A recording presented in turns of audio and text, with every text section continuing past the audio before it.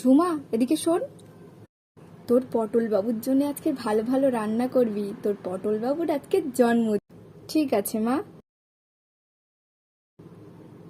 সব রান্না হয়ে গেল, এখন আসছে না কেন?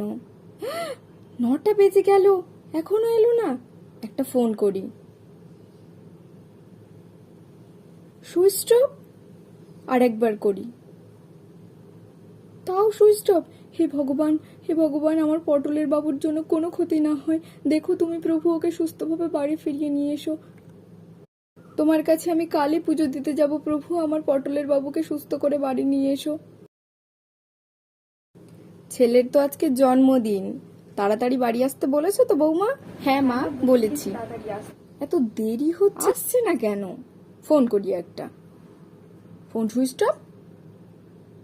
তাহলে নিশ্চয়ই কোনো বন্ধুদের নিয়ে বাইরে গেছে, বাড়ি ফিরুক আজকের।